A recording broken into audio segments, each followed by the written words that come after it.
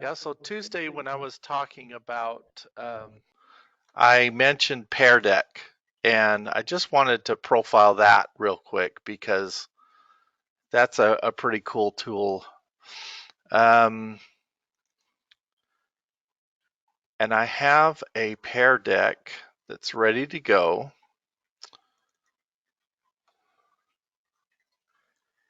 If you could all just go to joinpeardeck.com right over here, or I'm sorry, joinpd.com. Then we will go ahead and we will all start our interactive slide session together. And I'm going to open up the Pear Deck, my Pear Deck that I prepared. And before you can join, I have to start the Pear Deck add-on. So up here under add-ons, I go to the Pear Deck for Google Slides add-on menu and open Pear Deck. And it opens this Pear Deck control panel over here on the side. And that's what you use to create your slides, your Pear Deck interactivity, and it's also how you start it. So I'm going to click start, and it's going to do its magic, and it's going to reopen my slideshow in another tab. Okay, so if you're at joinpd.com, put in this code DQSFM, and you will join our interactive session.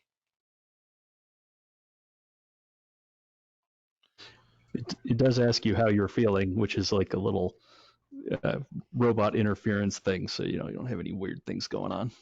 Yeah, it makes sure that you know uh, everybody who's uh, who's joining is ready to participate with the interactivity. So um, this is a drag and drop, um, and it's asking you to drag the dot over to say if you're ready to start, thumbs up or thumbs down.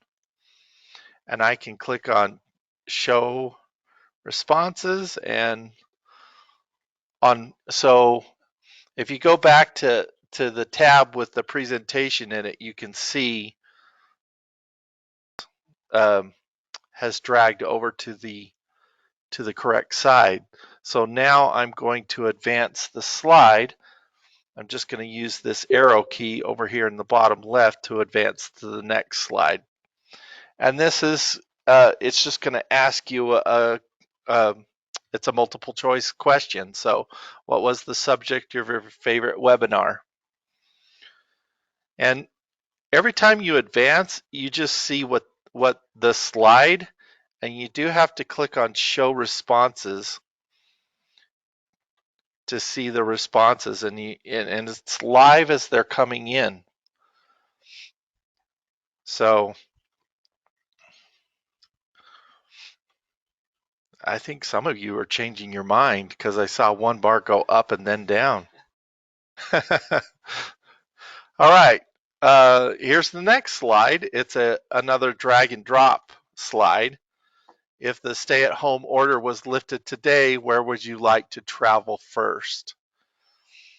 And like sometimes it's hard to put that little flag exactly where you want it, but it's kind of fun to mess around with it. Brandon, you're not alone. Brandon has been consistently picking Hawaii every time we do this, and you're not alone. Somebody else is. Oh, there's a third person picking Hawaii. Now notice I don't know exactly who's picking what. So it's not like you can use this as a test or something. It's just interactive, and then each student can make their choice anonymously. Now this is a draw slide, and so I want you to draw the the correct time using these color codes.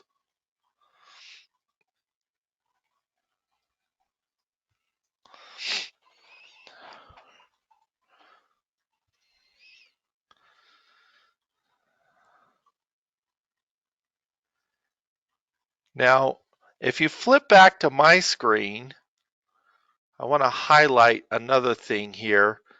This, that's a terrible color. It's too, I want hot pink today. Uh, this area down here, it's telling me I've got 9 out of 10 responses. So you can, even though you can't see which kids are responding, you can track that they are responding, and I got 10 out of 10 now. So I'm going to go to the next slide.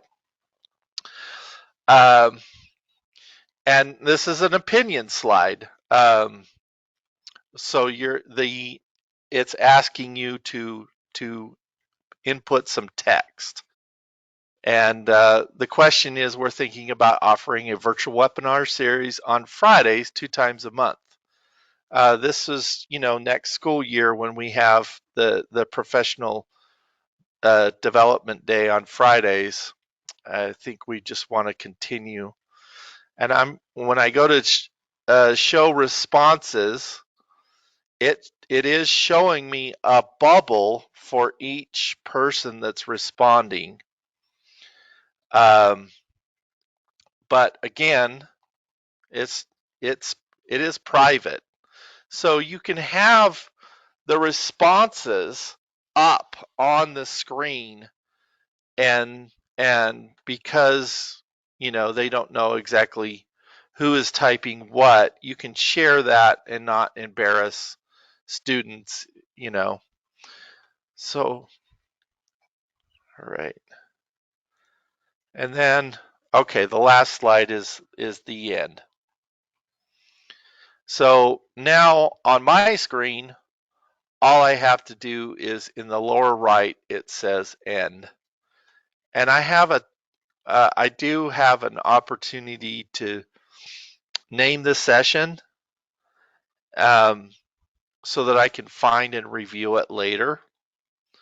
But I'm going to end the session without naming. Really cool tool.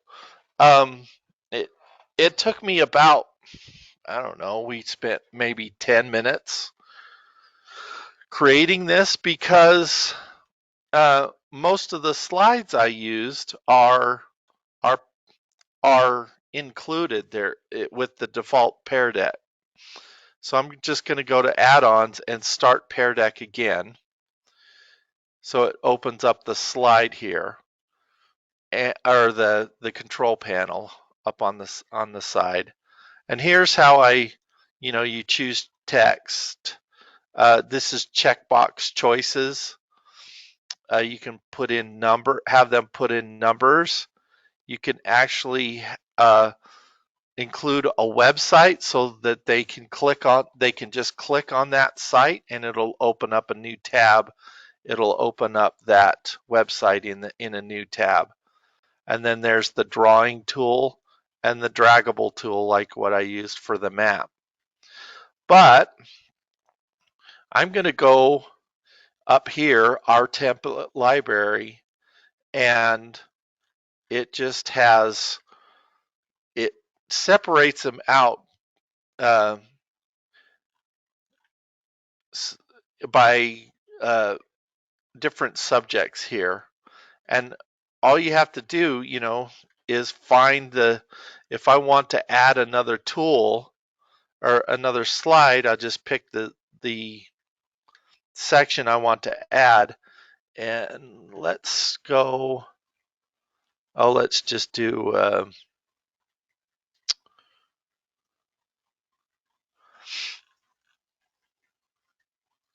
let's say I'm just going to put a stretch break in there. So it added the stretch break.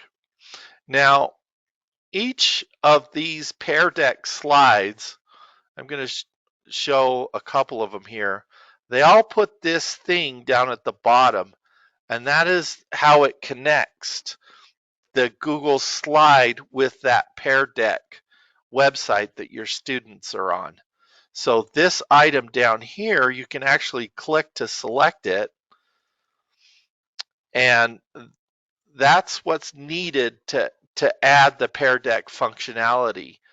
If I go back to the last slide, the one that said the end, there was no Pear Deck interactivity, so it doesn't have that item. If you accidentally delete that item, then you just lost whatever interactivity you had set up, and you'll have to either recreate the slide or or add it manually using the different question types you have. So um, another way that you can just build interactivity into slides. I also wanted to talk about what was the name of that one that the Macmillans are using. Do you remember? I might have to go back to my.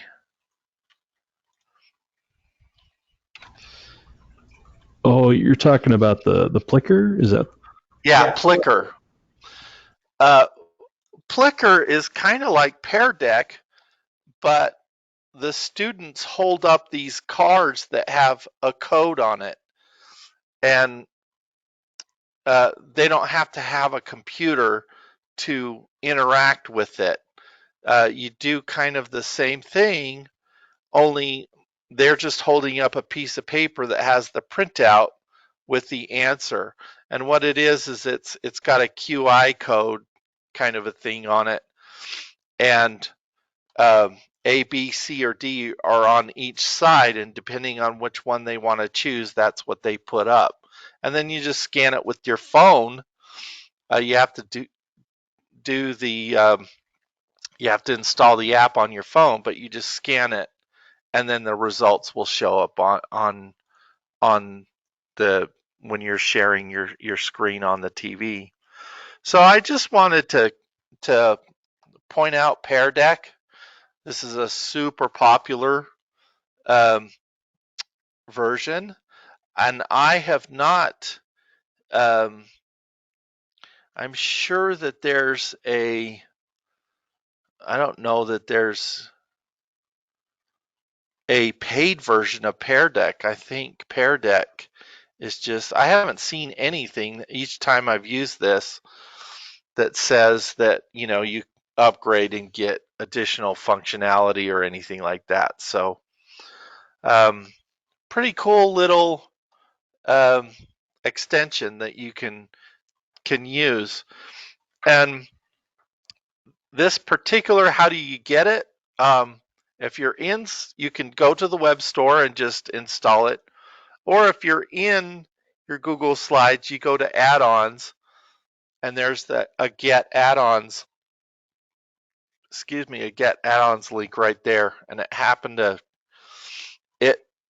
What that does is it filters all this page with add-ons that are designed for Google Slides. And that works for any of the Google applications. Like if I jump over to Docs and go to add-ons and get out add-ons, it goes to the web store just like you can um, in a browser, but this list is actually filtered for add-ons that are designed for Google Docs. So that's how you can add. That's another way that you can add add-ons to your Google account.